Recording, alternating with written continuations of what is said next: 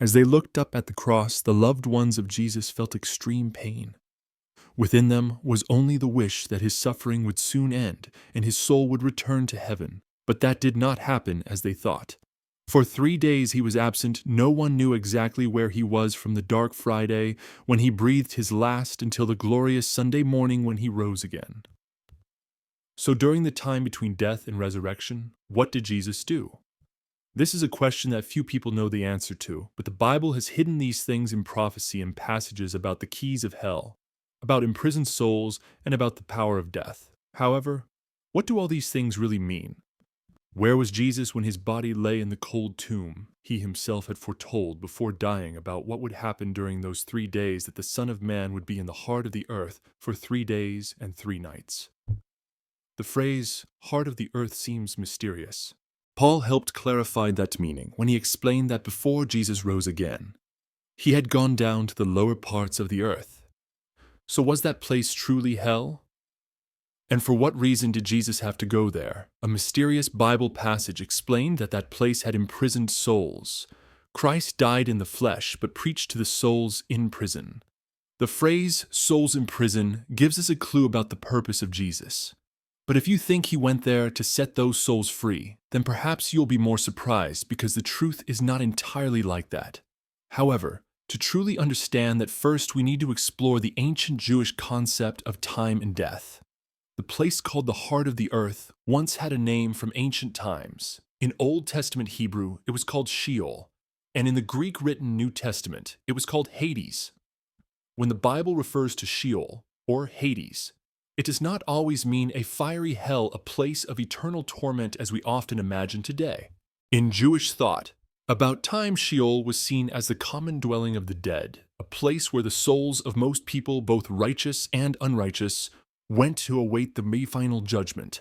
Some Jewish traditions believed that this realm was divided into separate regions, and one of them had a section for the righteous. That place was a place of comfort, sometimes called the bosom of Abraham.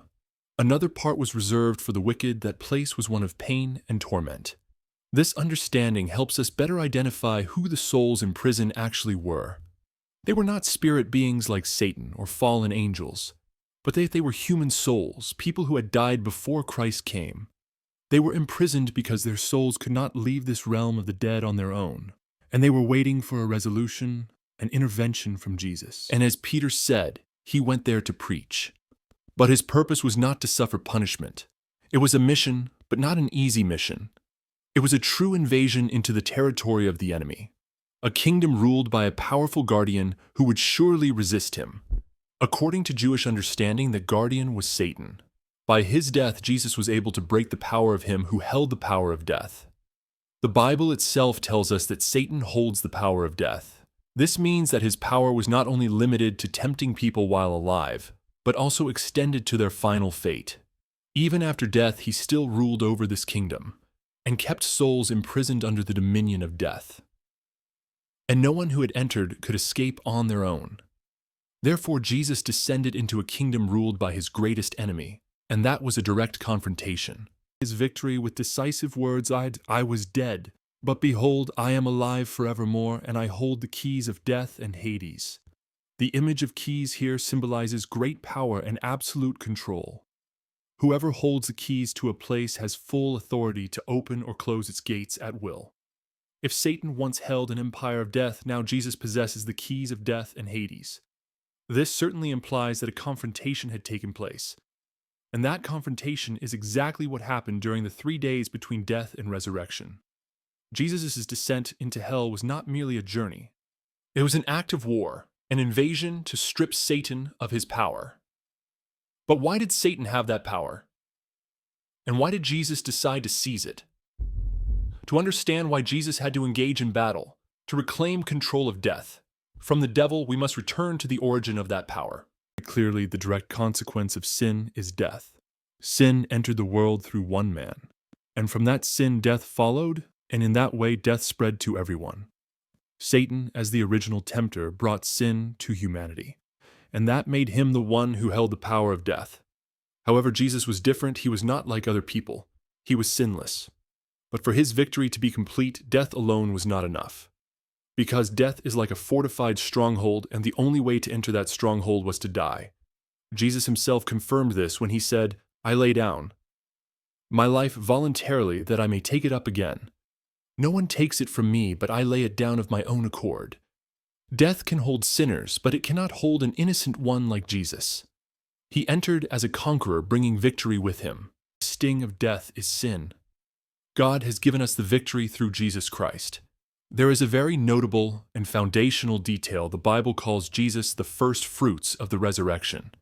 That means he was the first to defeat death permanently. And he himself is the guarantee that all who trust in him will also overcome death in the same way. Jesus' victory in Hades was complete. He preached to the souls waiting in the underworld, seized the keys of death, and set free the righteous who were still awaiting redemption. With that, it seems the story would end, but in reality, it does not. Satan, though defeated in the decisive battle, still refuses to surrender. His power over eternal death has been broken, but his ability to deceive and cause suffering in the world remains fully intact. And on resurrection morning, the body of Jesus was no longer in the tomb. His soul had triumphed and returned from Hades. Satan could not hold him, and so his final line of defense was a lie. The Gospel of Matthew recounts that in desperation the religious leaders paid the guards who had watched over the tomb and ordered them to spread a false story that the disciples of Jesus had come by night and stolen his body.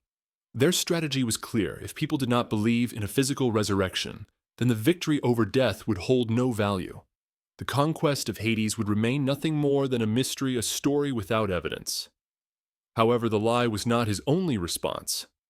Bitter defeat also triggered his fury. The book of Revelation describes Satan as a great dragon unable to be destroyed, and his rage was directed toward the followers of Jesus, to the commandments of God, and held fast to the testimony of Jesus. This explains what truly happened in the years and centuries that followed. A wave of fierce persecution crashed down upon the apostles and the early church. Because Satan could no longer use death as the ultimate prison to imprison believers, he turned death into a tool of terror to make them afraid and abandon their faith. Therefore, he tried to use death as a weapon of terror in human life, to cause fear that would lead people to renounce their faith. His defensive strategy now transformed into a retaliatory attack, targeting those who now bore within themselves the promise of eternal life, the very promise he had lost when he was still the jailer of death. Of an entirely new kind of conflict.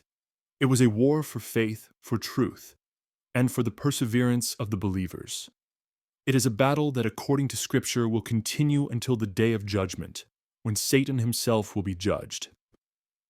And on that day his defeat will be absolute and eternal. However, there is one more thing, an immediate consequence of the victory in hell that happened at the exact moment Jesus died. The righteous dead rose and came out of their tombs. At the cemetery in Jerusalem, the Gospel of Matthew affirms this. The tombs were opened, and the bodies of many holy people who had died were raised to life. They came out of the tombs after Jesus' resurrection entered the holy city and appeared to many people. One of the most revered and ancient texts of Christianity, the Apostles' Creed. The Apostles' Creed is not a part of the Bible, but it is a very ancient summary of faith, used as a public declaration by those preparing to receive baptism. Its earliest origin can be traced back to Rome around the 2nd century. Its purpose was very clear: to define the essential elements of the Christian faith in a brief and understandable way, while also protecting the church from false doctrines that appeared very early on, doctrines that often denied that Jesus was truly human, that he was truly born, suffered, and died. An interesting detail about the name Apostles' Creed is that it was not because the apostles jointly composed the text, but due to a popular ancient legend. Though today we know this is not entirely historically accurate, the name has remained as a way to show that the creed's content is based on the doctrinal foundation taught by the apostles themselves. To this day, the creed is still recited by millions of believers around the world, because it summarizes the story of human redemption, and at the center of that story, we find a clear declaration of what Jesus did after he died. He was crucified, died, and was buried. He descended to the dead. On the 3rd day, he rose again from the dead. However, it's worth noting that the phrase "descended to the dead" did not appear in the earliest versions of the creed. It only began to appear and become more common in later statements of faith from the 4th century onward. Apostles' Creed as a way to affirm and eliminate doubt. Nevertheless, the Apostles' Creed is not the only document to hold this belief. Other early Christian writings also clearly affirmed it, and one of the most important among them is the Athanasian Creed. This creed is systematic, almost like a theological manual, providing deep and accurate explanations of the Christian faith. It is named after Saint Athanasius, a prominent figure of the 4th century bishop of Alexandria, and the fiercest defender of the Christian faith against a very widespread and dangerous heresy of the time, Arianism. Arian teaching denied that Jesus was truly God in the full sense as the Father, and instead regarded him as a created being. Athanasius dedicated his entire life to defending the truth of Christ's full divinity, defense against false teachings intended to clearly define the full belief in the triune God and in the dual nature of Christ, that he is both God and man. In this creed, there is a very clear declaration about Jesus, that he suffered for our salvation, that he descended into hell, and that on the 3rd day he rose from the dead. But alongside the official creeds, there is a very popular story in early Christian tradition that describes in detail Jesus' descent into the underworld. It is the text known as the Gospel of Nicodemus. Although this text is classified as apocryphal, it still had a major influence and was widely respected throughout the Middle Ages. The second part of this gospel not only affirms that Jesus descended into hell, but also recounts every detail of that event in a grand and vivid way. Tremble in terror. Jesus, with a voice like thunder, commanded the gates to open, and when they refused to obey, he broke them apart. The story also describes Jesus binding Satan, then reaching out his hand toward Adam, the first man, lifting him up and leading him out of the darkness. Following him was a great procession, the patriarchs, the prophets, and the righteous of the Old Testament, those who had awaited the appearance of the Messiah in the bosom of Abraham. The bosom of Abraham is a special part of Hades, originating from a parable that Jesus himself once told, the story of the rich man and the beggar named Lazarus. In that story, Lazarus was a righteous man who, after his death, was carried by angels to the bosom of Abraham, a place of honor and rest beside the great patriarch of Israel. In the parable is the existence of a great chasm between these two regions, so that no one could cross from one side to the other. The righteous were safe and at rest, but they were still within the realm of the dead, not yet able to enter heaven. They were there waiting. And the place of waiting was not unfamiliar, for the great figures of Israel's history were present there. Adam, Noah, Abraham, Isaac, and Jacob king, David the prophet, Isaiah, John the Baptist, and all the saints and prophets who had died in faith in the promises of God. They lived and died in hope, but the final gate leading into heaven remained closed. Many of them had waited for centuries simply to witness the appearance of the promised Messiah, the Deliverer, who would finally lead them out of that place. Among theologians, if Jesus truly descended into Hades, then why did he say to one of the 2 thieves crucified beside him, "Truly, I say to you today, you will be with me in paradise"? This was an astonishing promise that he gave to the repentant thief just before both of them died. But that promise raises an important question. If the soul of Jesus went down to the underworld, then how could he be in paradise with the thief on that very same day? The key to solving this lies in the Jewish concept of that time. They used the word paradise to refer to the resting place of the righteous, that is the bosom of Abraham, a peaceful part of Hades completely separate from the place of torment. That place was seen as an oasis of peace within the realm of the dead, place of the righteous, within Hades, not necessarily the glorious heaven where God the Father dwells. In addition, there is another fascinating detail related to the translation of this Bible verse. In the oldest Greek manuscripts of the Bible, there were no punctuation marks. Punctuation was only added by scribes and translators many centuries later. Some have suggested that the verse could be read differently. Truly I say to you today, you will be with me in paradise. With this understanding, today is not the time the promise is fulfilled, but the time Jesus declares the promise and the fulfillment may happen later. Although this interpretation is not the most widely held view, it shows that even a small punctuation detail can open up completely new ways of understanding Hades, And his resurrection marked a great turning point. With the keys in hand, he became Lord of the realm of the dead. And once he holds the keys, he can open or shut any door at will. It is that very power which enables Jesus to set the righteous free from captivity. However, that does not mean the prison was entirely destroyed. The structure of death and Hades as two concepts continued to exist even after the resurrection of Christ. Their complete destruction, according to the Bible, is reserved for the final period of human history. The book of Revelation describes this clearly and decisively. It speaks of a moment of final judgment, for all humanity called the Great White Throne Judgment. Before that throne, all the dead, great and small from every age, will be summoned to face the righteous judgment of God. And death and Hades will give up the dead they are holding. Each person will be judged according to what they have done. At this moment, death and Hades no longer have the power to hold anyone. They are compelled to release all the prisoners, so that every soul must face the ultimate judgment of God.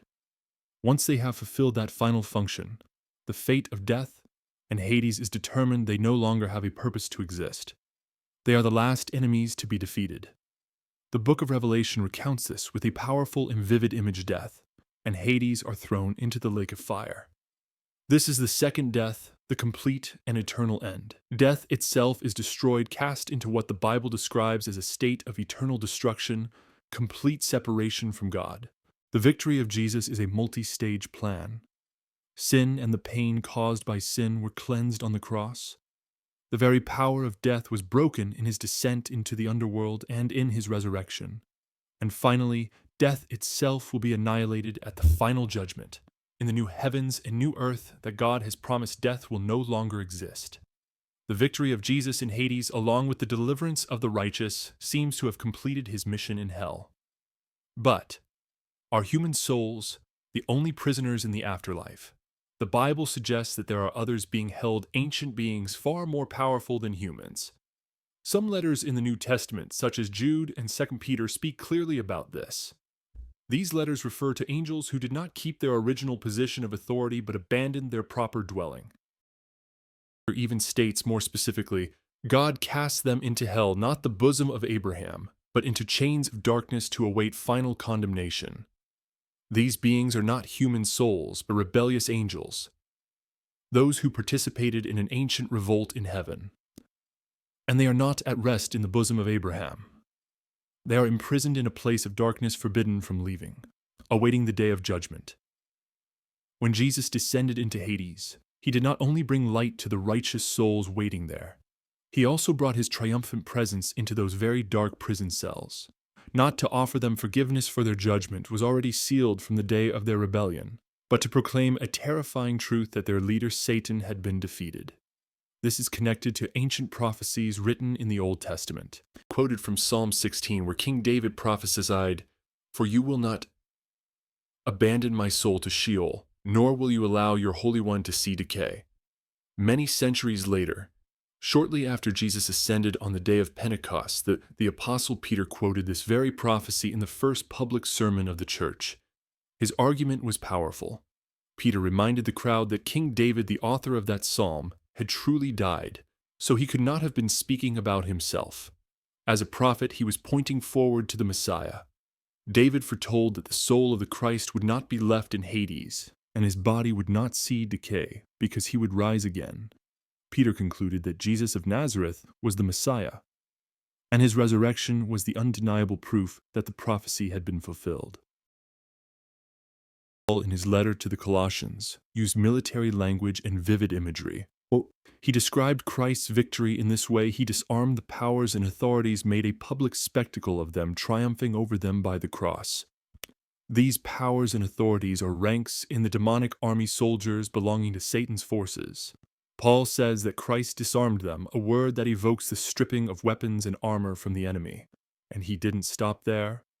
He publicly humiliated them like a victorious army parading through the streets of Rome, displaying defeated enemies for the people to witness their downfall. Paul is emphasizing that Jesus did exactly that. He publicly shamed and humiliated the supernatural forces of evil, so that all of heaven and earth would see that they had been utterly defeated. Paul also refers to this moment in his letter to the Ephesians. when he quotes another psalm and applies it to Christ when he ascended on high. He led a host of captives. The story of Jesus' descent is recounted in many ancient texts with striking clarity. However, over the centuries, Christians have deeply contemplated the precise meaning of this event, and not everyone shares the same understanding. The greatest difference lies between two traditions: the ancient churches, such as the Catholic and Orthodox churches, and the churches that emerged from the Protestant Reformation.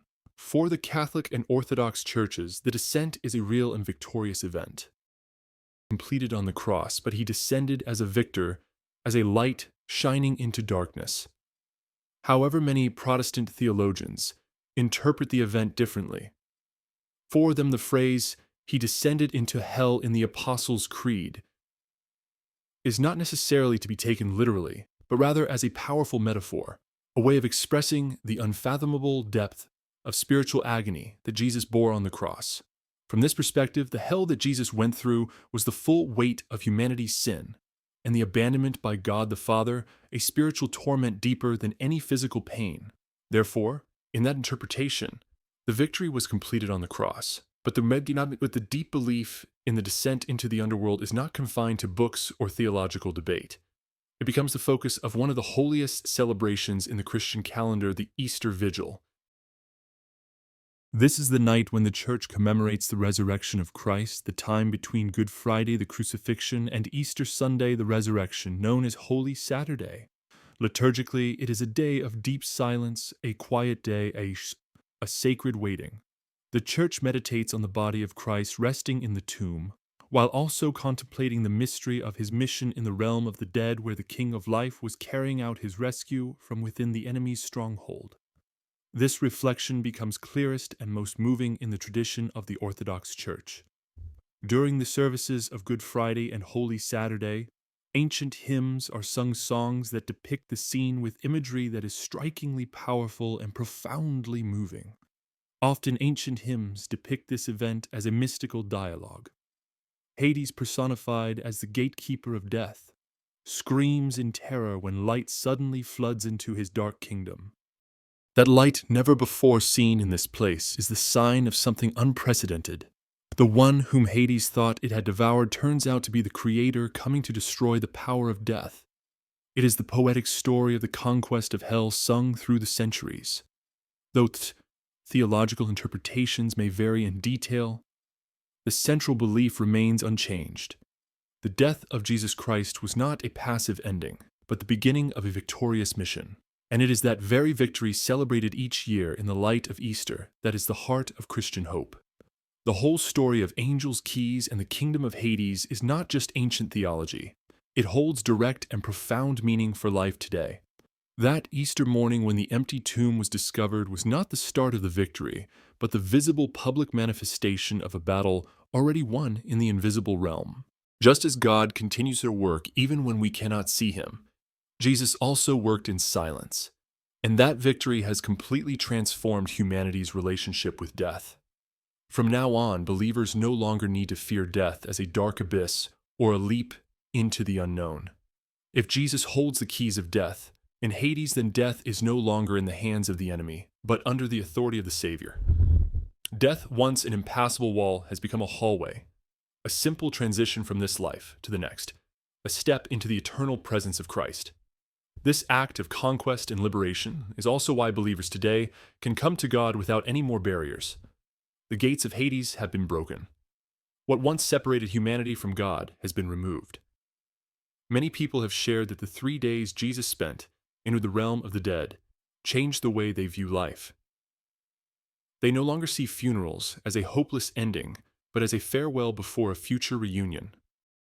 They understand that heaven, the eternal presence of God, has now been opened, becoming the dwelling place for all the righteous who die in faith. And that place was opened because Jesus went ahead, preparing the way for them. The story of the descent into hell reveals the absolute depth of God's love, a love not only willing to die on the cross for humanity, but also unafraid to enter the deepest, darkest place, to pull imprisoned souls into the light. If these words stir your heart, get ready. So what you've just seen is only the beginning of the story. Though Satan has lost the power to hold death, he still roams the earth. and will continue to do so until the day Christ returns. But why would God allow him to exist for so long? That mystery, along with other deep truths, will be explored in the next video. Click the thumbnail now appearing on your screen to continue the journey into the great mysteries of the spiritual realm.